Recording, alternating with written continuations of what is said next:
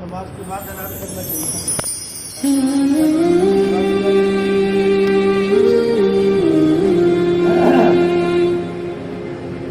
الحمد للہ وكفى وسلام على عباده الذين اصطفى اما بعد. قال رسول الله صلى الله عليه وسلم كسب الحلال فريضة بعد الفريضة. وقال رسول الله صلى الله عليه وسلم الحلال بين والحرام بين او كما قال عليه الصلاة والسلام. مختصر خطبے کے بعد میں نے آپ کے سامنے دو روایتیں پڑھی. پہلی روایت پڑھی کسب الحلال فریضۃ بعد الفریضہ.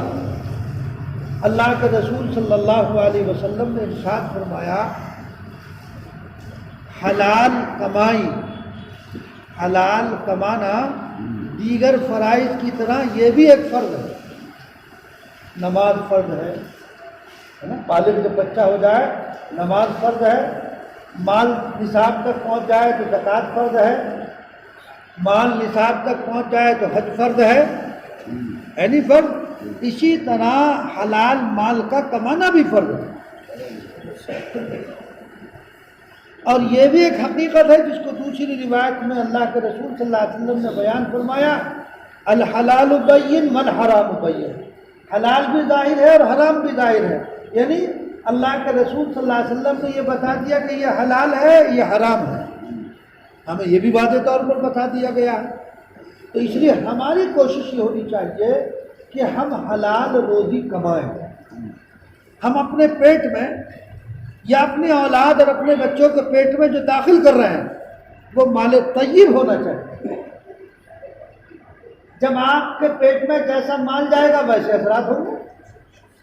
آپ خود حرام کھائیں گے، اپنی اولاد کو حرام کھلائیں گے تو ظاہر بات ہے ان سے افعال بھی ویسے سرزد ہوں گے. وہ آپ کی نافرمانی کرے گا، زناکاری کی طرف بھاگے گا، مختلف گناہوں کی طرف بھاگے گا. اچھے اعمال کریں گے، پیٹ میں حلال اور طیب مال جائے گا، اعمال بھی اچھے سرزد ہوں گے، اولاد بھی فرما برداری کرے گی. تو اس لیے اس بات کی کوشش ہونی چاہیے کہ ہمارے پیٹ میں جو لقمہ جا رہا ہے یا ہم اپنی اولاد کے پیٹوں میں جو لقمہ اتار رہے ہیں وہ حلال ہونا چاہیے. مرغن نہ ہو، چٹنی اور روٹی کھاؤ مگر حلال کھاؤ. اس لیے اللہ کے رسول صلی اللہ علیہ وسلم نے ارشاد فرمایا کہ جو جسم، غور سے سننا، جو جسم مال حرام سے پلا اور بڑھا ہو وہ جسم جہنم کا زیادہ مستحق ہے، یعنی اس کو جہنم میں داخل کر دیا جائے گا. اسی طرح ایک روایت میں آتا ہے اللہ کے رسول صلی اللہ علیہ وسلم نے ارشاد فرمایا بعد آدمی اللہ تبارک و تعالیٰ کی بارگاہ میں ہاتھ پھیلا کر دعا کرتے ہیں لیکن ان کی دعا ان کے حلق سے اوپر نہیں جاتی ہے. کیوں؟ اس لیے کہ ان کا کھانا حرام، ان کا پینا حرام، ان کا لباس حرام. جب ہر چیز حرام کی ہے تو ظاہر بات اللہ کے وہ عبادات، اس کی وہ دعائیں کہاں قبول ہوگی؟ قبول نہیں ہوگی. تو مال طیب ہمارے پیٹ میں جاتا ہے. جب ہم مال طیب کمائیں گے اور کھائیں گے انشاءاللہ اس کے اثرات بھی اچھے مرتب ہوں. اسی لیے حضرت عمر رضی اللہ تعالیٰ عنہ کے دور خلافت میں قانون تھا اور ضابطہ تھا کہ ہمارے بازار میں وہ شخص خرید و فروخت نہ کرے. ان کے دور حکومت میں کیا قانون تھا کہ بازار میں ایسا شخص آ کر ریڑھی نہ لگائے، ٹھیلا نہ لگائے، اپنا سامان بچھا کر کے وہاں فروخت نہ کرے. کون؟ جس کو مسائل سے واقفیت نہ ہو. پہلے مسائل سیکھ کر آؤ پھر تجارت کرو. بازار میں پھر آ کر بیٹھو، پھر دکان کھولو، پھر دکان لگاؤ. ہم میں سے کتنے ہیں بتاؤ؟ ہم نے کبھی یہ کوشش کی کہ ہم جو تجارت کر رہے ہیں کیا یہ تجارت جائز ہے ناجائز ہے، کون سی شکل جائز، کون سی ناجائز، کون سی مکروہ؟ ہم نے پوچھا؟ ہمیں پوچھنے کی بھی ضرورت نہیں. آج کل تو ہر آدمی مفتی بنا پڑا ہے، پوچھنے کی ضرورت نہیں ہے. حضرت عمر رضی اللہ تعالیٰ عنہ کے دور حکومت میں کیا قانون کہ ہمارے بازار میں وہ شخص نہ آئے جو خرید و فروخت کے مسائل سے واقف نہ ہو، پہلے مسائل سیکھو پھر آ کر تجارت کرو۔ لوگ یہ سمجھتے ہیں کہ یہ تجارت، یہ دنیا داری ہے، نہیں، یہ دنیا نہیں ہے، تھوڑا سمجھ کا پھیر ہے، یہ دنیا نہیں۔ تمہیں دنیا دکھ رہی نا، تو ہمیں تو شریعت نے بتایا اس کو دین بنا لو نا۔ اس کے دین بنانے کا آسان طریقہ ہمیں بتا دیا گیا۔ بھئی آدمی تجارت جو کر رہا ہے، کیوں کر رہا ہے؟ اس کے ساتھ اس کی بیوی ہے، اس کے بچے ہیں، اس کی ضروریات ہیں کہ نہیں ہے؟ تو اس کے ذمہ ان کے اخراجات فرض ہیں۔ بھئی بیوی کا خرچہ، نان نفقہ واجب، اولاد کا خرچہ اس کا ذمہ ہے نہیں ہے؟ تو وہ یہ نیت کرے کہ اللہ میں جو تجارت کر رہا ہوں، یہ تجارت اس نیت سے کر رہا ہوں، جو کچھ کماؤں گا اپنی بیوی کا جو حق مجھ پر ہے اس پر خرچ کروں گا، اپنے بچوں پر خرچ کروں گا، مجھ سے متعلق جس چیز کا جو حق ہے اس کی ادائیگی کے لیے کام کر رہا ہوں، تو وہ سارا دین ہو گیا، وہ دنیا نہیں ہے۔ حضرت گنگوہی رحمۃ اللہ علیہ نے لکھا، حضرت فرمایا کہ ایک شخص ہے جو مسجد میں بیٹھا ہوا اللہ اللہ کر رہا ہے، اور ایک شخص ہے جو بازار میں بیٹھا ہوا آلو فروخت کر رہا ہے، لیکن اس کی نیت یہ ہے کہ میں جو آلو بیچ رہا ہوں اس سے جو آمدنی ہوگی میرے ذمہ جس کا جو حق ہے میں اس کو ادا کروں گا، بیوی کا، بچوں کا، اور بھی جو متعلق ہے۔ تو گنگوہی رحمۃ اللہ نے فرمایا کہ وہ شخص جو مسجد میں بیٹھا ہوا اللہ اللہ کر رہا ہے، اور وہ آدمی جو بازار میں کھڑے ہو کر آواز لگا رہا ہے آلو 2 روپے کلو، کہا کہ وہ ذاکر سے بڑا ہوا، وہ ذکر والے سے بڑا ہوا ہے، اس لیے اس کے ذکر کا فائدہ تو اس کی ذات کو ہوگا، اور وہ جو 10 آدمی اس سے متعلق ہے ان کے فرائض کی ادائیگی کے لیے کھڑا ہو، جو کچھ وہ عمل کر رہا ہے۔ تو معلوم ہوا کہ اگر آدمی تجارت کر رہا ہے تو تجارت دنیا داری نہیں ہے، ہمیں شریعت نے بتا دیا اس کو دین بنا لو۔ صحابہ سے بڑا تاجر آج بھی دنیا میں کوئی نہیں، صحابہ سے بڑا تاجر حضرت عثمان غنی رضی اللہ تعالیٰ اتنے بڑے تاجر تھے۔ یہ آپ نے حیات الصحابہ میں واقعات سنتے ہو، فضائل اعمال میں حضرت عثمان غنی رضی اللہ تعالیٰ کے متعلق بہت بڑے تاجر تھے۔ ان کا ایک واقعہ لکھا، بڑا مشہور واقعہ ہے، آپ نے پڑھا ہوگا۔ ایک مرتبہ مدینے میں قحط واقع ہو گیا، بارش بند ہو گئی اور لوگوں کے کھانے پینے کا سامان وہ مل نہیں رہا، دستیاب، قحط ہو گیا، پریشان حال لوگ۔ تو حضرت عثمان غنی رضی اللہ تعالیٰ نے ایک مال خریدا بحرین سے 1,00,000 درہم کا۔ کتنے کا؟ 1,00,000 درہم۔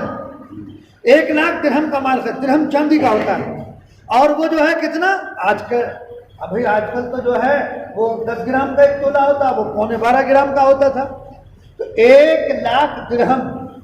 تو مدینے کے جو تاجر تھے وہ حضرت عثمان غنی رضی اللہ تعالیٰ کے پاس گئے اور جا کر کہنے لگے کہ جو مال آپ کا آ رہا ہے ہمیں 2 لاکھ میں بیچ دو۔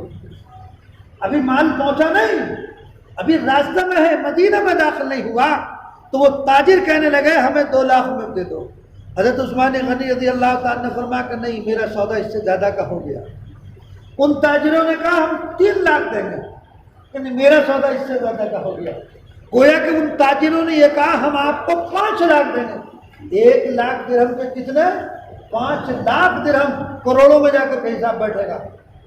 ہم جیسا کوئی ہوتا تو کہتا بھائی اس سے بڑھیا تجارت کیا ہوگی، مال ابھی پہنچا نہیں اور 4 گنے نفع ملنا، بیچ دو۔ حضرت عثمان غنی رضی اللہ تعالیٰ نے فرمایا میرا سودا اس سے بھی زیادہ کا ہوگا۔ تو وہ جو تاجر تھے وہ کہنے لگے حضرت عثمان غنی رضی اللہ تعالیٰ سے آپ کا سودا کس سے ہو گیا؟ ہم سے بڑا تاجر تو مدینے میں کوئی نہیں ہے۔ حضرت عثمان غنی رضی اللہ تعالیٰ نے فرمایا میرا سودا اللہ سے ہو گیا، میں نے سودا کس سے کر لیا؟ اللہ سے کر لیا ہے۔ اور اللہ نے فرمایا کہ میرے راستے میں جو 1 روپیہ خرچ کرے گا میں 10 دوں گا، 1 کے بدلے میں 10 تو ہے ہی، اور اللہ اس سے بھی زیادہ دے سکتا ہے اپنی شاید جان۔ تو حضرت عثمان غنی اللہ تعالیٰ نے فرمایا میں نے یہ نیت کی ہے جو مال آ رہا ہے وہ فقراء مدینہ پر خرچ کر دوں گا، تو میں نے سودا اللہ سے کر لیا۔ اتنے بڑے تاجر تھے۔ اور آج کل اگر آپ مالدار کے پاس مسجد کے لیے چندہ لینے جاؤ تو جیب کھٹوڑتا ہے، دیکھتا ہے کوئی 10 روپے کا نوٹ پڑا ہوگا نا، وہاں نہیں تھی یہ بات۔ صحابہ میں نہیں، ان کے پاس ہے، کوئی ضرورت سامنے آ گئی دے دیا۔ حضرت عبد الرحمن ابن عوف رضی اللہ تعالیٰ عنہ کا واقعہ لکھا۔ آپ صلی اللہ علیہ وسلم کے پاس ایک صحابی آئے، اپنی ضرورت کا اظہار کیا، پریشانی کا۔ حضور نے فرمایا کہ تم عبد الرحمن ابن عوف کے پاس جاؤ۔ وہ چلے گئے، دروازے پہ کھڑے ہو گئے، رات کا وقت تھا، تو اندر سے کچھ تکرار کی آواز آ رہی تھی، میاں بیوی میں آپس میں کچھ تکرار ہو رہی ہے۔ اس نے کان لگایا، تکرار کیا ہو رہی ہے؟ حضرت عبد الرحمن ابن عوف رضی اللہ تعالیٰ عنہ کہہ رہے ہیں کہ تم نے چراغ کی بتی زیادہ کیوں کر دی؟ کم کرنی چاہیے تھی نا، اتنا کیوں جلا رہا ہو چراغ کو؟ تو ان صحابی کے دل میں خیال آیا کہ جو آدمی چراغ کی بتی پہ اللہ ہو وہ مجھے کیا دے دے گا؟ لیکن اللہ کے رسول صلی اللہ علیہ وسلم نے بھیجا تھا، کچھ نہ کچھ ضرور ملے گا۔ خیر کوئی بات نہیں، دروازہ کھولا، کہا کہ اندر آؤ، اندر بلا لیا، اور اندر بلانے کے بعد اس جگہ اپنا پلہ پھیلایا، حضرت عبد الرحمن نے ڈالا۔ جب تک اس جو آنے والا تھا اس نے یہ نہیں کہہ دیا کہ بس، حضرت عبد الرحمن ابن عوف ڈالتے ہی رہے۔ ہے کوئی مالدار ایسا کہ غریب جائے اور اس کے پلے میں ڈالتا رہے پیسے، اور جب وہ غریب یہ کہہ دے کہ بس، مگر آج کل کا غریب بھی ایسے، وہ کہاں گئے گا؟ کہے گا لاٹری کھل کے ڈالتا رہے بھائی، وہ نہیں کہنے کا، وہ کہے گا لاٹری کھل کے میں ڈالتا رہے۔ لیکن وہ تو صحابہ تھے، جب انہوں نے کئی لبے بھل کر ڈالی تو انہوں نے کہا، عبد الرحمن ابن عوف رضی اللہ تعالیٰ نے کہا بس میری ضرورت کے لیے کافی۔ ایسے سچے لوگ تھے، ہے نا، کیسے عمدہ لوگ تھے۔ باہر آ گئے، کوئی بات نہیں۔ اس شخص نے، ان صحابی نے حضرت عبد الرحمن ابن عوف رضی اللہ تعالیٰ عنہ سے کہا کہ میں آپ سے ایک سوال پوچھنا چاہتا ہوں۔ کہا پوچھو بھائی، کیا سوال ہے؟ اس نے کہا سوال یہ ہے، میں جب آیا دروازے پہ کھڑا ہوا تو آپ کے آپس میں کوئی تکرار ہوئی تھی میاں بیویوں میں، اور چراغ کی بتی میں لڑ رہے تھے آپ نے مجھے اتنا دے دیا اور چراغ کی بتی باپ لڑ رہے تھے، یہ کیا ماجرا؟ یہ بات کو سمجھ میں نہیں آئی۔ حضرت عبد الرحمن ابن عوف رضی اللہ تعالیٰ نے فرمایا کہ نہیں، صحیح سنو، وہ جو بتی جل رہی تھی نا، تو قیامت میں اس کا حساب دینا پڑے گا۔ اگر ضرورت سے زیادہ آپ نے روشنی کی تو ظاہر بات ہے فضول خرچی ہوئی، اس کا مجھے سب وہاں حساب دینا پڑے گا، اور میں نے جو تجھے دیا ہے نا، اللہ کا اس کا کوئی حساب نہیں دے گا، اس کا تو مجھے ملے گا۔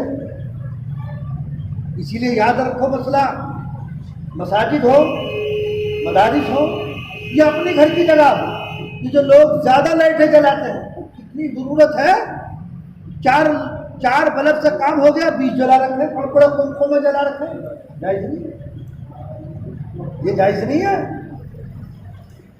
اس کی اجازت آپ کو نہیں ہے۔ ضرورت کے مطابق جلائیے، ضرورت سے زیادہ فضول خرچی، اور فضول خرچی کرنے والے کو شیطان کا بھائی قرار دیا گیا ہے۔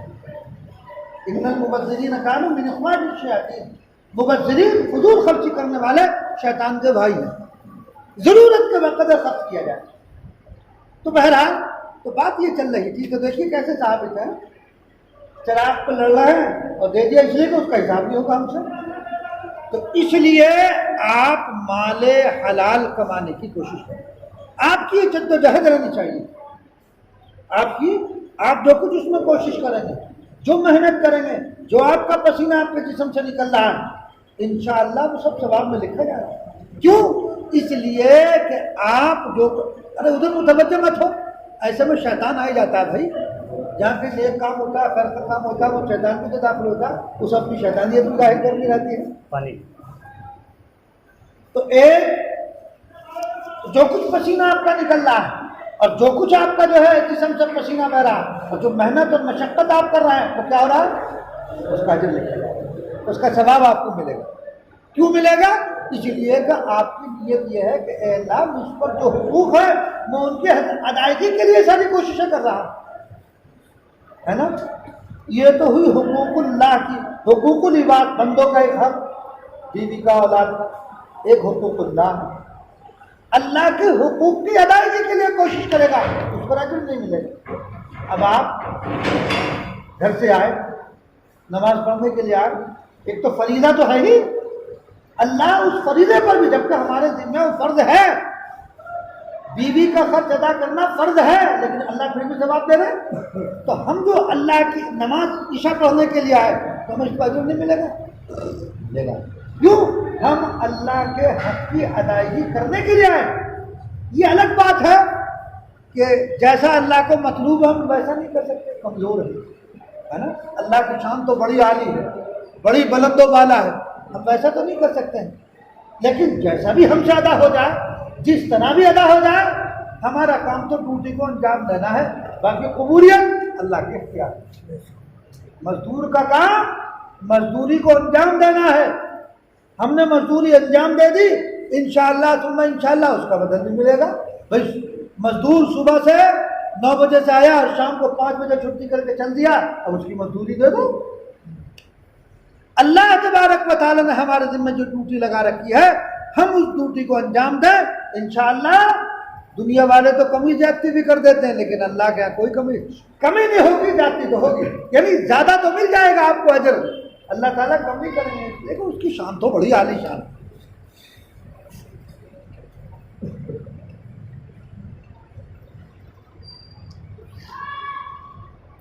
اس لیے آدمی ایک تو یہ کہ تجارت کر رہا ہے، یہ تو پیشے کی بات ہے، ایک آدمی ملازمت کر رہا ہے، دیکھو روزی حرام کیسے ہو جاتی ہے۔ میں تجارت کر رہا ہوں، جھوٹ بولوں گا، دھوکہ دوں گا، ہے نا، غلط بیانی کروں گا، تو آپ نے اپنی جائز آمدنی میں حرام کی آمیزش کر لی، ہے نا، یہ تو تجارت کی بات ہوئی۔ ایک آدمی ملازم ہے، آپ سرکاری ملازم ہیں، سرکاری اسکول میں پڑھاتے ہیں یا کسی اور شعبے میں ہے، یا کوئی آدمی دینی مدرسے میں پڑھا رہا ہے، یا مسجد میں امامت کر رہا ہے، ایک ملازمت کر رہا ہے، تو اگر آدمی اس میں کوتاہی کرے، مثلا آپ سرکاری ملازم ہیں، 8 گھنٹے کی ڈیوٹی گورنمنٹ نے لگائی ہے کہ آپ کو دفتر میں 8 گھنٹے رہنا ہے، سرکاری ڈاکٹر ہے کہ آپ کو ہاسپٹل میں 6 گھنٹے ڈیوٹی دینی ہے، اب ڈاکٹر کیا کر رہا، وہ حاضری بھر آیا کہ چپراسی کو 100 روپے دیے کہ حاضری لگا دینا اور اپنے گھر آ کے کلینک کھول رکھی، اس میں بیٹھا ہوا ہے، تو تنخواہ لینا جائز ہے؟ جائز ہے۔ اس لیے کہ جب آپ نے کام کو انجام نہیں دیا تو جائز کیسے ہوگی؟ جب آپ ایک چیز کو انجام نہیں دے رہے، اس ڈیوٹی کو انجام نہیں دیا، تو تنخواہ لینا جائز کہاں ہوگا؟ ٹھیک ہے، آپ کریں کہ گورنمنٹ کو دھوکہ دے دیا، گورنمنٹ آپ کا ساتھ تساموں کا معاملہ کری، اسے معلوم نہیں ہوا، لیکن آپ کے لیے تو جائز نہیں ہے نا۔ ایک آدمی دینی مدرسے میں پڑھا رہا، مثلا میں پڑھا رہا ہوں، ہماری 6 گھنٹے کی ڈیوٹی ہے، ہم اس 6 گھنٹے کی ڈیوٹی میں 4 گھنٹے کام کریں اور 2 گھنٹے غائب کر دیں، تو ہمیں 2 گھنٹے کی تنخواہ لینا جائز نہیں۔ جو وقت ہے 7 بجے سے مدرسہ ہے 12 بجے تک 1 بجے تک، جو بھی ٹائمنگ پہ جاؤ، اور پھر وہاں جا کر بھی یہ نہیں کہ خالی بیٹھ جاؤ، جو کام متعلق ہے وہ اس کو انجام دو۔ ہاں اگر کام سے فارغ ہوگا کچھ نہیں تو اپنے بیٹھ رہو۔ آپ امام ہیں، کہیں آپ امامت کر رہے ہیں، امامت کی ظاہر بات ہے یہ بھی ایک معاملہ ہے کہ آپ نے طے کر لیا کہ صاحب میں پورے مہینے نماز پڑھاؤں گا، مہینے میں اتنی چھٹی رہے گی، سال میں اتنی چھٹی رہے گی، جو بھی طے ہو جائے آپس میں، تب اگر اس میں کوتاہی کرے گا، تو اگر کوتاہی کرنے والا کوتاہی کرے اور پھر اس کی تنخواہ ملے تو اس کے لیے درست نہیں ہوگا۔ نہ متولی کو دینا جائز نہ لینا جائز، اگر متولی دے رہا ہے تو گنہگار ہوگا۔ ہاں متولی اپنی جیب سے دے بھائی، اگر جو ہے میں کوتاہی کر رہا ہوں، میں مدرسے میں پڑھا رہا ہوں، ہے نا، کوتاہی کرنے کے باوجود میرے لیے لینا بھی نہ جائز، اور اگر محترم دے رہا ہے اور اس کو معلوم ہے تو اس کے لیے دینا بھی نہ جائز۔ جتنی کوتاہی کرے محترم اپنی جیب سے دے دے، مدرسے کے فنڈ سے نہیں دے سکتا۔ وہ محتمم اور متولی امین ہوتا ہے، محتمم اور متولی کیا ہے؟ امین ہے۔ اگر وہ اس طرح کی خیانت کرے گا تو پھر وہ اس عہدے پر رہنے کے لائق نہیں ہے، یہ خیانت ہے۔ بھئی آپ اپنی جیب سے اپنے ملازم کو جتنا چاہے دے دیں، کوئی عرض نہیں، آپ کا ذاتی مال ہے، میرا مال ہے، میں اپنے ملازم کو جتنا چاہوں دے، لیکن جب ایک سسٹم ہے، ایک مدرسے کا، ایک مسجد کا، کوئی بھی ایک نظام ہے، تو ہمیں اس نظام کے تحت چلنا ہے۔ ظاہر بات ہے وہاں میرا تو پیسہ باقی ہے نہیں، سب لوگوں کا پیسہ لگا ہوا ہے، اسی کے اعتبار سے اس سسٹم کے اعتبار سے چلا جائے گا۔ دیکھو یہ ناجائز ہو جاتا ہے، مال حرام پہنچ گیا اپنے پیٹ میں، آدمی سوچ رہا کہ بھئی یہ مولانا ہے، یہ مفتی صاحب ہے، لیکن لوگوں کو کیا پتہ ہے کہ مفتی صاحب ہو کے، یہ مولوی صاحب ہو کے مدرسے میں جو ہے وقت کی کٹوتی کر رہے ہیں، ان کے پیٹ میں بھی حرام جا رہا ہے۔ جب میں وقت کی ڈیوٹی پوری نہیں دے رہا تو ظاہر بات ہے مجھے پوری تنخواہ کا استحقاق نہیں ہے، مجھے پوری تنخواہ کا استحقاق نہیں ہے۔ ہاں میں وقت پورا کر رہا ہوں پھر کاٹے، یہ بھی ناجائز ہے۔ بس جب میں ایک ڈیوٹی پوری کر رہا ہوں اور میری کوئی کوتاہی نہیں ہے تو آپ کس بات کی کاٹیں گے؟ آپ کو تنخواہ کاٹنے کا حق نہیں ہے۔ تو اس لیے دوستوں بنیادی چیز یاد رکھیں کہ ہمارے پیٹ میں جو روزی پہنچنی چاہیے وہ حلال پہنچے۔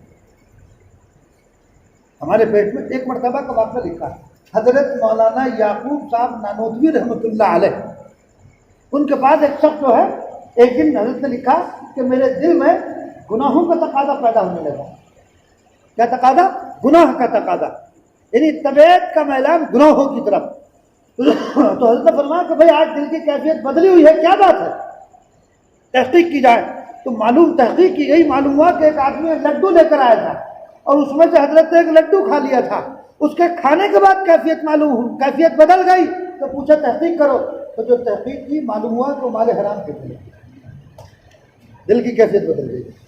اور اس کے خلاف دیوبند میں گھسیارا تھا، گھسیارا سمجھتے نا، گھاس کھودنے والا، تو وہ کیا کرتا تھا، گھاس کھودتا تھا اور اس کو بیچ کے اس کی آمدنی کے 3 حصے کرتا تھا۔ ایک حصہ اپنے اوپر خرچ کرتا تھا، ایک حصہ غریبوں اور فقیروں میں دے دیتا تھا اور ایک حصہ بچا کر کے رکھ لیا کرتا تھا۔ یہ پورے سال اس کا معمول رہتا تھا۔ تو جو حصہ وہ بچا کر کے رکھتا تھا اس حصے سے حضرت شیخ الہند مولانا محمود الحسن صاحب رحمۃ اللہ علیہ، حضرت مولانا یعقوب صاحب نانوتوی رحمۃ اللہ علیہ، حضرت مولانا قاسم صاحب نانوتوی رحمۃ اللہ علیہ، ان بڑے بڑے اکابر کی دعوت کیا کرتا تھا وہ۔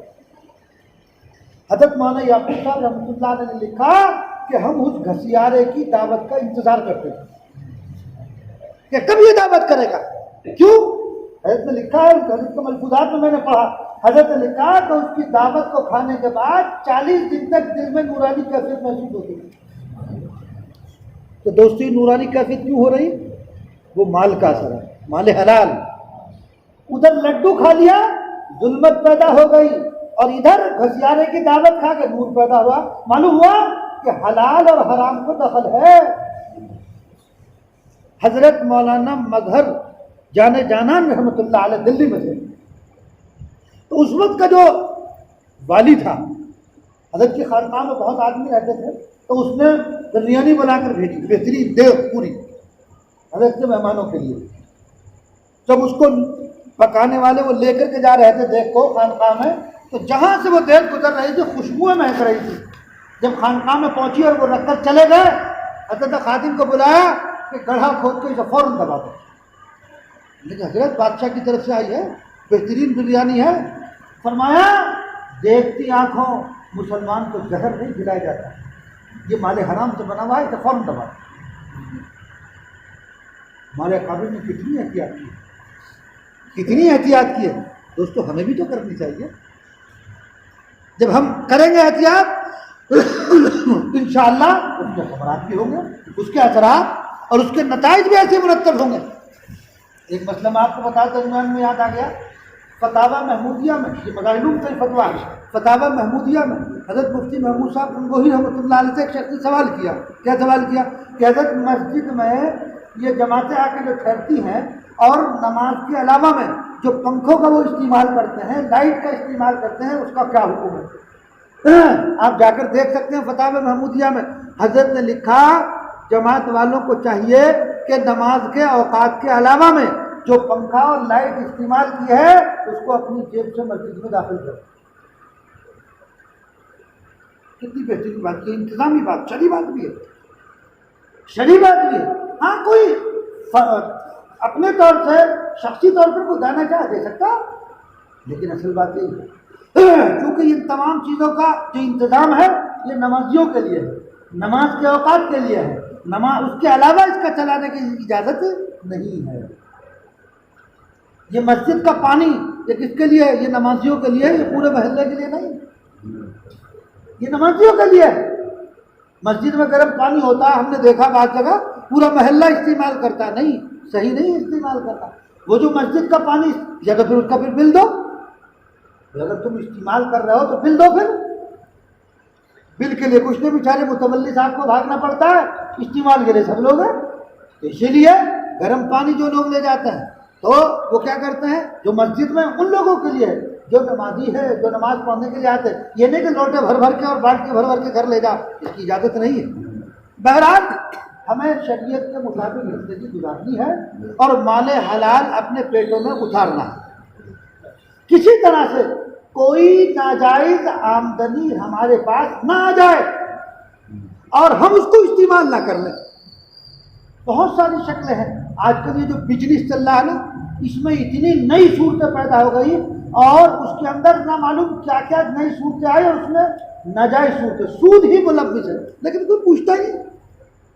ان کے متعلق پوچھنے کے لیے نا ہمارے پاس وقت ہے، رات میں آج کل موبائل چل گیا، وہ گوگل پہ دیکھتے ہیں کہ ہاں بھائی اس پہ دیکھا فتویٰ کیا ہے، ہمیں گوگل تھوڑی بتائے گا۔ اتنی اسکیمیں یہودیوں نے ہمارے معاشرے میں پھیلا دی ہیں، ہمیں پتہ بھی نہیں چلتا کہ وہ حرام ہے۔ تو اس لیے چاہے آپ بزنس کریں اور چاہے آپ ملازمت کریں، وہاں جو معاملات طے ہوئے اس کے مطابق کریں، اور جب شریعت کے مطابق کریں گے انشاءاللہ کوئی پریشانی نہیں۔ اب ایسے ہی ایک مسئلہ ہے، کیونکہ کسب حلال کا میں نے پڑھی تھی بات، حلال مال، مثلا نکاح کا مسئلہ ہے، یہ آج کل بہت سارے، یہ آج کا نہیں، یہ تو فتاوا میں لکھا 50 سال سے ہم پڑھ رہے ہیں، سن رہے ہیں، دیکھ رہے ہیں اس کو۔ یہ جو ایک ضابطہ بنا دیا گیا صاحب کہ جہاں جس محلے کا امام ہوگا اس محلے کے میں جو کوئی نکاح ہوگا اس کا استحقاق اسی کو ہوگا، اس کے علاوہ کوئی اور نہیں لے سکتا، یہ ضابطہ ہی غلط ہے۔ فتاوی دارالعلوم مفتی شفیع صاحب رحمۃ اللہ علیہ کے امداد المفتی امداد الفتاوا، تقریباً تمام فتاوا دیکھو غور سے سننا اس مسئلے کو، تقریباً تمام فتاوا میں یہ بات لکھی ہوئی ہے تو اس کا استحقاق اس جگہ کے قاضی یا اس جگہ کے امام کو نہیں ہے۔ نکاح لڑکے والا یا لڑکی والا جس کو بھی کسی کو لے کر نکاح پڑھوا دے اور ان کا آپس میں جو معاملہ طے ہوا وہ اس کو رقم دے دے، اس کا حق ہے، کسی اور کا حق نہیں ہے۔ یہ کہنا کہ یہ میرے محلے میں نہیں لگتا ہے، یہ دوسرے کے محلے میں کا امام ہے، نہیں، یہ ضابطہ ہی غیر شرعی ہے۔ اس کی مثال میں ایک دیتا ہوں، آپ مثال کے طور پر ایک مکان بک رہا ہے یہاں، ہے نا، اس مکان کو میں بیچ رہا ہوں، آپ خرید لیں، میں تو کہہ دیا نا، آپ جو ہے کسی اور دوسرے محلے کے آدمی کو لے آئے تو بھائی مکان پر ٹھیک ہے، بھائی بتاؤ کیا بات، جب ان کا آپس میں معاملہ ہو گیا تو ٹھیک ہے، غلط ہے صحیح ہے؟ ارے بھائی مکان میرا، خریدار کوئی بھی ہو، جب ان دونوں کا معاملہ ہو گیا، آپ خریدار آ گئے، میں نے کہا بھائی کتنے لوگ آپس میں جو بھی معاملات طے ہوئے تو معاملہ جائز ہو گیا کہ نہیں ہو گیا؟ جائز ہو گیا۔ نکاح پڑھوانے کے لیے آپ مجھے لے گئے، اپنے مسجد کے امام کو نہیں لے گئے، میں نے نکاح پڑھا دیا، نکاح ہو گیا نہیں ہو گیا؟ ہو گیا نکاح، اب آپ نے مجھے پیسے دے دیے، بات ختم ہو گئی۔ اب کوئی دوسرا یہ کہے کہ اس میں میرا حق ہے، یہ کیسا حق ہے؟ کوئی حق تو تب ہوتا تم پڑھاتے، تم نے کوئی محنت کی ہوتی اس کے پیچھے، جب کوئی محنت نہیں کی تو حق بھی ختم ہو گیا۔ تو اس لیے اس پہ لڑنا اور یہ ضابطہ غیر شرعی ہے، یہ تمام فتاوا میں موجود ہے، یہ ضابطہ ہی غیر شرعی ہے، اور اس پر مطالبہ کرنا یہ قطعاً غلط ہے۔ بات آئی نہیں سمجھ؟ میری بات آئی تو سمجھ میں نہیں آئی؟ اگر اس پر کسی کو کوئی اشکال ہو یا کوئی بات کسی کے ذہن میں ہو بتاؤ، میں اس کا جواب دوں۔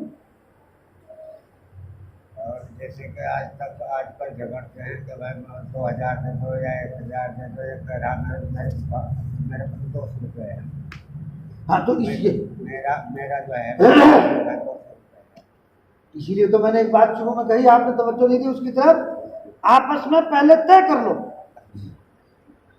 آپس میں پہلے طے کر لو کہ بھائی میں اتنے پیسے لوں گا، یہ جھگڑا ہونے کیوں دے رہے آپ؟ اگر پہلے طے کر لیتے جھگڑا ختم تھا، ورنہ حقیقی بات یہ ہے، دیکھو یہ تو ایک معاملاتی بات ہو گئی کہ پہلے طے کر لو اور پھر کوئی جھگڑا نہیں ہوگا جب طے ہو گیا، یہ ایک بات ہوگی۔ لیکن دوسری بات یہ ہے کہ ایک انسانیت کا تقاضا، ایک اپنے منصب کا لحاظ کہ آدمی کو مانگنا نہیں چاہیے۔ میں الحمدللہ صرف سہارنپور میں نہیں، نہ معلوم ہندوستان میں کتنی جگہ نکاح پڑھانے جاتا ہوں، الحمدللہ ثم الحمدللہ، یہ کوئی آپ سے بڑا ہی نہیں، آج تک کسی سے 1 روپیہ نہیں مانگتا، آج تک کسی سے، بلکہ آپ کو تعجب ہوگا بعض جگہ ایسا ہوتا ہے مجھے خود پیسے دینے پڑ جاتے ہیں، جو کہ کبھی متعلق کا دکھا گیا یا لڑکی جو ہے میرے دوست کی ہے اور اس حیثیت سے میں نے اسے شوہر لڑکے کو پیسے دے دیے، تو ایسا بھی ہوتا ہے۔ اس شہر کی بات بتا رہا ہوں، شہر میں کتنی جگہ، ابھی میں پرسوں روڈ کی نکاح پڑھانے گیا، ایک صاحب آئے ہمارے شاگردی ہے، تو نکاح پڑھانے کے لیے بلایا، پیسے دینے لگے مجھے، میں کہا نہیں بھائی امام صاحب کو دو بھائی، بیچارے امام صاحب کی تلاش میں رہتے ہیں کہ ایسا موقع آ جائے، ان کی تنخواہ بہت کم ہوتی ہے تو بیچارے انتظار میں رہے، کہ امام صاحب کو کہ نہیں جی ہم نے امام صاحب کو دے دیا، جو ان کا حق تھا وہ ہم نے دے دیا، مگر چلو پھر ٹھیک ہے۔ تو الحمدللہ ثم الحمدللہ اللہ کے فضل سے ہزار نکاح پڑھا دیے ہوں، لیکن آج تک نہ اپنے محلے میں جہاں ہم ہیں نہ کہیں باہر ایک روپیہ کا سوال نہیں کرنا چاہیے۔ یہ میرے منصب کے خلاف بات ہے کہ میں جھگڑوں، یہ میرے وہ شرعی بات میں نے بتا دیا آپ کو، شرعی بات یہ کہ آپس میں طے کریں، ہے نا، تاکہ جھگڑے کی نوبت نہ آئے، لیکن یہ میرے منصب کے خلاف بات ہے کہ میں جھگڑوں، میں کہوں اس دنیا کے لیے میں لڑائی کروں کہ صاحب اتنی دینے ہیں اس سے زیادہ نہیں دینا، یہ مناسب بات نہیں ہے، ٹھیک ہے نا، جھگڑ نہیں چاہیے۔ آدمی کے اندر توکل، تقویٰ، طہارت بھی تو ہونا چاہیے بھائی، ہم توکل کا درس دوسروں کو دیتے ہیں، ہمارے اندر بھی تو ہونا چاہیے۔ نہ لالچ دے سکیں ہرگز تجھے سکوں کی جھنکارے، نہ لالچ دے سکے تجھے سکوں کی، نہ لالچ دے سکے ہرگز تجھے سکوں کی جھنکارے، تیرے دستے توکل میں ہو استغنا کی تلوار، استغنا ہونا چاہیے آدمی کے اندر۔ اب آپ کو تعجب ہوگا، میں بھی امام ہوئے تھے مدرسے کے برابر میں مسجد ہے، وہاں بھی امام ہوں، 19 مہینے سے تنخواہ نہیں دی، 19 مہینے ہو گئے، نہ متولی نے کہا نہ میں نے مانگی، مگر دے گا نہیں دے گا کون سا، اللہ کہاں ہماری جمع ہو رہی، بتاؤ، تو ہم نے مانگی نہیں، انہوں نے دی نہیں، ہمیں مانگی نہیں، ہم کو شکایت بھی نہیں۔ یہ بات تو میں نے حضرت بیان کرتے ہوئے بتا دی، انہوں نے میں بتاتا بھی ہوں الحمدللہ بتا دی، ایک بات اس معنی کر کے آپ کو بھی ذرا پتہ چلے، تو انہوں نے نہ کہا نہ ہم نے مانگی، چل رہا اور اللہ ہمارا کام چلا رہا۔ میں طلبا سے ایک بات کہا کرتا، اب تو طلبا ہی نہیں مدرسے میں، طلبا سے ایک بات کہا کرتا تھا، مجھے دیکھو کسی مالدار کی جیب پر نظر مت رکھو، مالدار کو کون دے رہا، اللہ کو رکھو، جب اللہ اس کو دے رہا تمہیں کیوں نہیں دے گا، اللہ پر ہمیشہ نظر رکھو، وہی دینے والا ہے، وہی کارساز ہے۔ آپ میری ضرورت کو کب تک پورا کر سکتے ہیں؟ آج آپ کے پاس ہے، کل کو نہ ہوا کہاں سے کریں گے؟ اللہ کی ذات وہ ذات ہے، وہ مستغنی ہے، وہ بے نیاز ہے۔ اللہ آپ کی ضرورتیں کتنی بھی بڑی ہو لیکن اللہ تبارک و تعالیٰ کے یہاں کوئی کمی نہیں، جس کے خزانے کی کوئی انتہا نہیں ہے اور جہاں دینے سے وہ دے رہا ہے پوری دنیا پہ کمی نہیں، اس سے مانگو، کیا دنیا والوں کی جیب پر نظر ہے۔ ہاں، اور یہ بھی ایک حقیقت ہے، میں بتاؤں آپ کو، جب ہمارا امام مستغنی ہوگا اور لوگوں کی اور مالداروں کی جیب پر نظر نہیں ہوگی، وہ دین کی بات ڈنکے کی چوٹ پر صحیح بتائے گا، ورنہ یہ خیال لینا یار فلاں مالدار لفافہ دیتا ہے، اس کے خلاف بات نہ ہو جائے، ہے نا، اگر میں نے اس کے خلاف مسئلہ بتا دیا لفافہ بند ہو جائے گا، نہیں،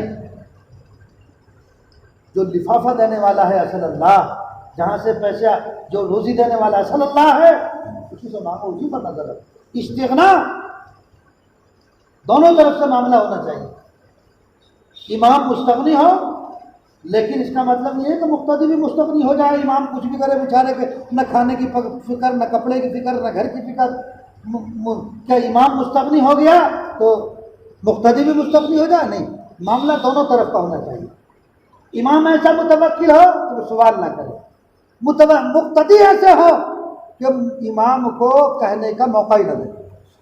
حضرت ثانی رحمۃ اللہ علیہ کے ہاں ایک مدرس تھے، کہاں واقعہ لکھا، ان کی تنخواہ تھی 10 روپے۔ حضرت کو معلوم ہوا کہ فلاں مدرس ان کے ہاں ایک اولاد ہوئی ہے، ایک بچہ پیدا ہوا، دوسرے دن جب آئے حضرت نے ان کی تنخواہ میں اضافہ کر دیا کہ بھائی ان کا خرچ بڑھ گیا، اب ان کا جو ہے 10 روپے اور بڑھا۔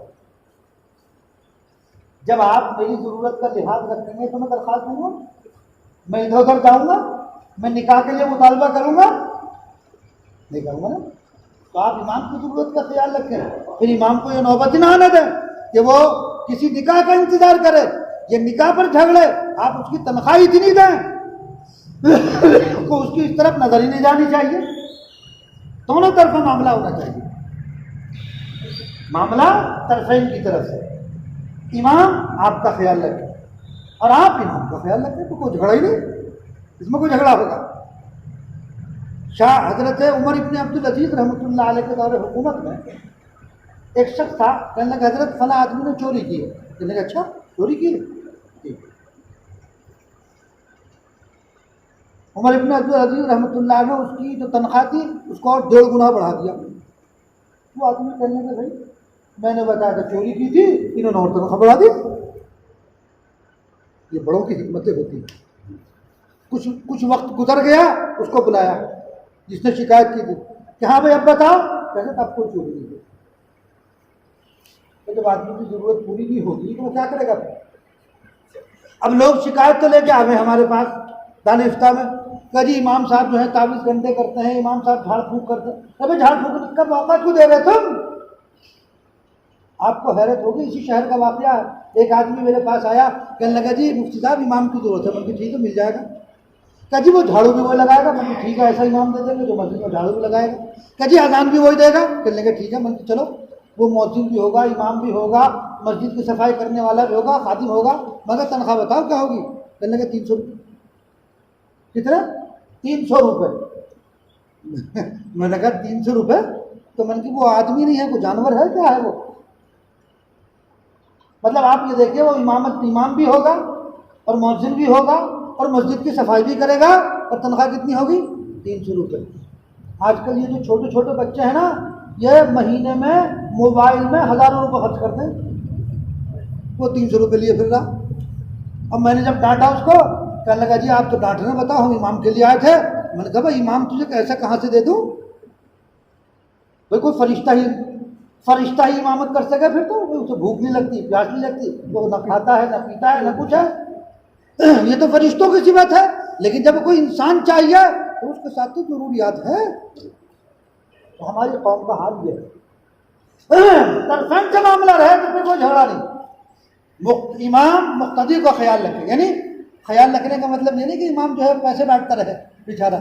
امام ان کی شرعی ضرورتیں کیا ہے, کسی کی نماز درست نہیں, بتائے, مسائل بتائے, ان کی رہنمائی کرتا رہے دینی. مقتدی جو ہے وہ اپنے امام کا خیال رکھے کہ بھائی ہمارا امام ہے, ہم ان کے پیچھے نماز پڑھتے ہیں. ہمارا امام ایسا ہونا چاہیے کہ اس کی نظر کسی مالدار کے پاس نہیں ہوگی. بھائی آدمی بیاہ شادی کرتا ہے, لاکھوں روپیہ خرچ کرتا نہیں کرتا, اور نکاح کا موقع آتا ہے تو 1000 روپئے پکڑاتا ہے. آدمی کو غیرت بھی تو آنی چاہیے. بھائی جہاں تم لاکھوں روپئے خرچ کرو 10-20 ہزار روپئے دے دو وہاں, حالانکہ وہ تمہارا سارا تام جھام جو ہے اگر نکاح نہ ہو تو تام جھام بیکار ہے. کہیں کے لیے کر رہے ہو؟ اس نکاح کی وجہ سے بھی کر رہے ہو. تو آدمی چاہیے, بلکہ میں تو ایک بات کہتا ہوں, نکاح کو بھی چھوڑ دیجیے, آپ امام کو ایسی معقول تنخواہ دے پورے سال تو اس کو ضرورت ہی نہ, وہ مسجد میں رہے اور آپ کی دینی ضرورتوں کا خیال رکھے.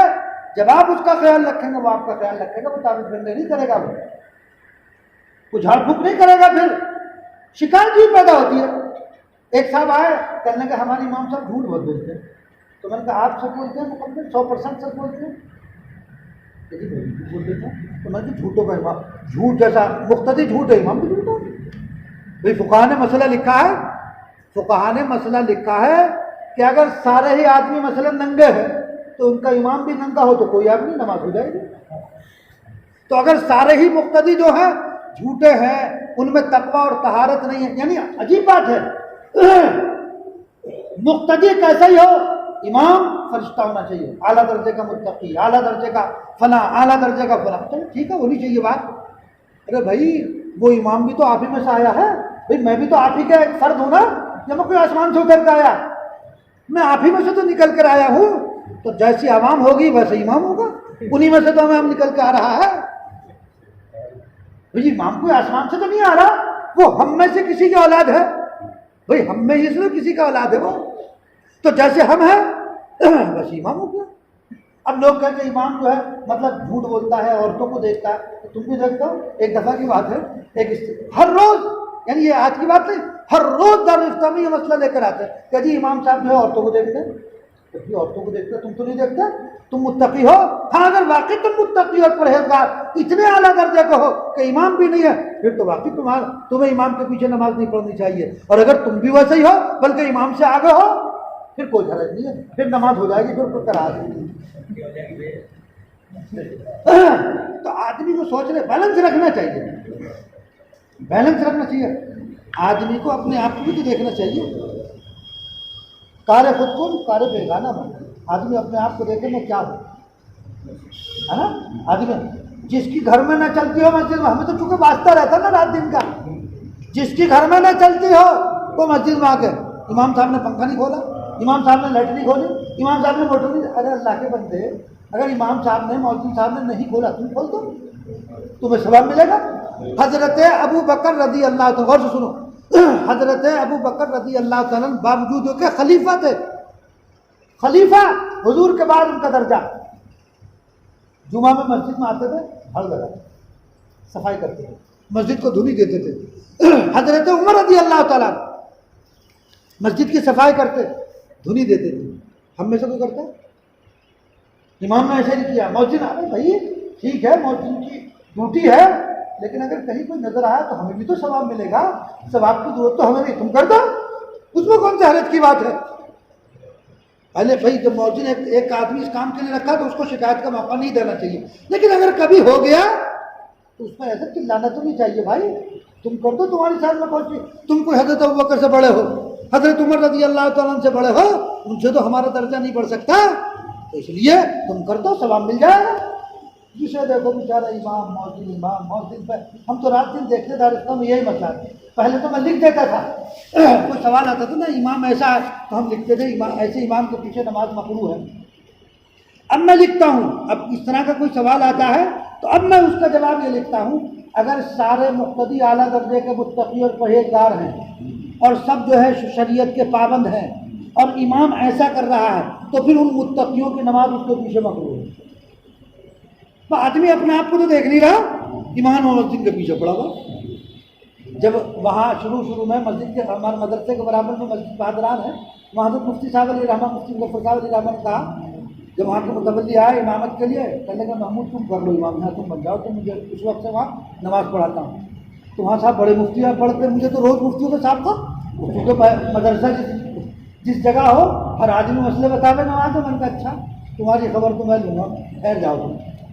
تو چند دن تک جو ہے اچھا میں نے شروع سے معمول بنایا، ہر روز میں ایک مسئلہ بتاتا تھا، ہر نماز میں۔ ایک دن میں نے عید کی نماز پڑھائی، عید کی نماز میں مسئلہ بیان کر دیا تو ہنگامہ ہو گیا۔ ہنگامہ کیا ہوا؟ ہنگامہ یہ ہوا میں نے مسئلہ بتا دیا قربانی سے متعلق کہ اگر ایک جانور کسی نے خریدا اور خریدنے کے بعد وہ مر گیا، چوری ہو گیا، تو اگر مالدار کا تھا تو اس کو دوسری کرنی پڑے گی، غریب کا تھا تو اس کو خریدنے کی ضرورت نہیں ہے، وہ نہیں کرے گا قربانی۔ یہ مسئلہ میں نے بتا دیا۔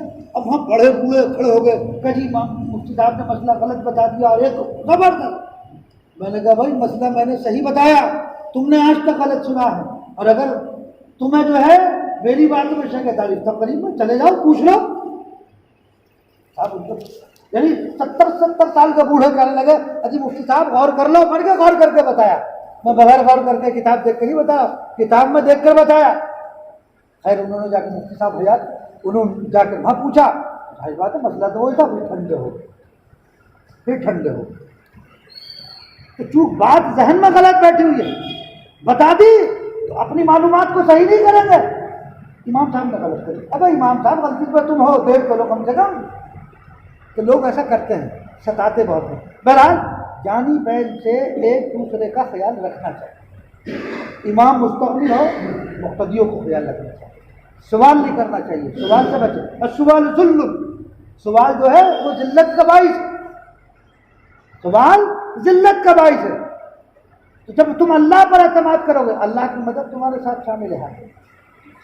تو اس لیے یہ بات میں نے بتا دی کہ جو نکاح پڑھانے والا مسئلہ تھا نا، یہ عام طور پر جو مقرر کر لیتے ہیں غلط ہے، کوئی پڑھا دے، اچھا اس میں بھی پہلے سے طے کر لیا جائے زیادہ بہتر بات ہے۔ اچھا وہ طے کرنا بھی امام کی شان نہیں کہ وہ طے کرے، یہ کام ہے متولی صاحب کا، یہ کام ہے مقتدی کا، وہ جا کر کے بھائی دیکھو امام صاحب کا اتنا رکھیو، امام اپنی زبان سے کہے نا کہ اچھا چلیے، ہے نا، کہ وہ آپ سے اس معاملے میں جھگڑے، اس معاملے میں کہے، یا تو متولی کہیں ان کو بلا کر کہیں دیکھو بھائی امام صاحب کو کیا دینا ہے، آپس میں ذکر کر لیں تو دیکھو اتنا دیں، امام صاحب کو بتا دو بھائی اتنا دیں گے وہ، بس آپ جو ملے گا اتنا ملے گا، آپ رکھ لیو، اس میں جھگڑنا نہیں، بات ختم ہو گئی۔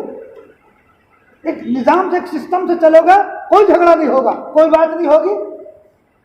اور جب سسٹم ہمیں تو اللہ کے رسول صلی اللہ علیہ وسلم نے وہ سسٹم دیا ہے کہ پوری دنیا میں کسی کے پاس نہیں ہے، لیکن ہم اتنے ہی بغیر سسٹم کے، جتنا مضبوط اسلام نے نظام ہمیں دیا ہے اتنا مضبوط نظام دنیا میں کسی کے پاس نہیں ہے، لیکن ہم اتنے ہی غیر منظم ہیں نظم ہونے کے باوجود، پھر کوئی جھگڑا نہیں ہوگا۔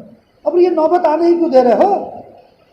امام کہے یا متولی طے کرتی تو اسی کو چاہیے جس کا نکاح ہو رہا ہے کہ بھائی آج جہاں میری بچی کا نکاح رہا، امام صاحب کو آج میں خوش کر دوں، اس کا جذبہ ہونا چاہیے، خود اسی کا جذبہ ہونا چاہیے۔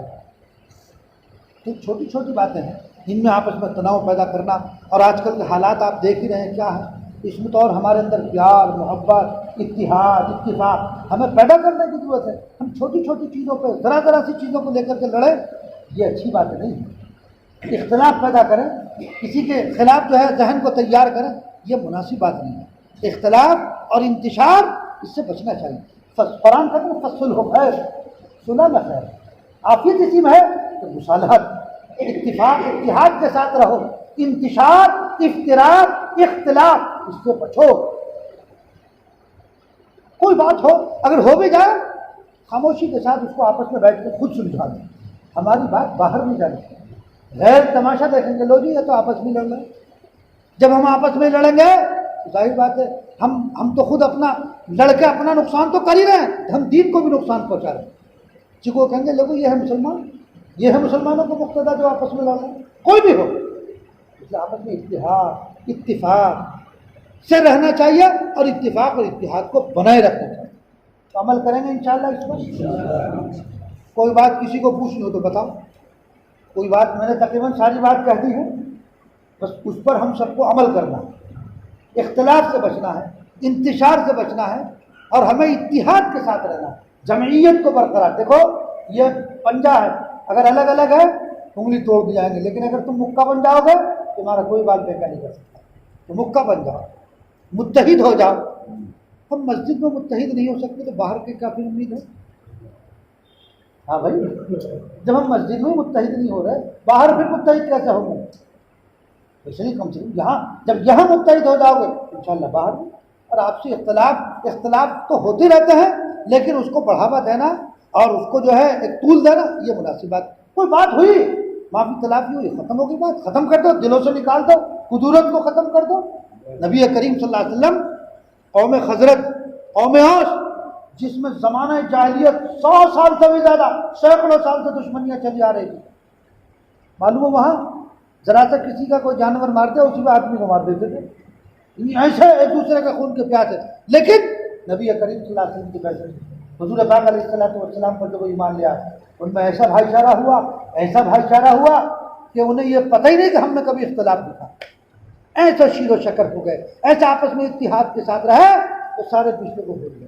تو ہم بھی نبی کریم صلی اللہ علیہ وسلم کو امتی ہے، ہمیں بھی شیر و شکر کی طرح رہنا ہے، ہمیں بھی اتحاد اور اتفاق کے ساتھ رہنا ہے۔ کوئی بات ہو جاتی ہے، آپس میں بیٹھ کے اس کو نمٹا لینا ہے، اختلاف اور انتشار کھڑا نہیں کرنا، یہ چیز اچھی نہیں ہے۔ اللہ تعالیٰ مجھے بھی آپ کو بھی عمل کی توفیق دلائے۔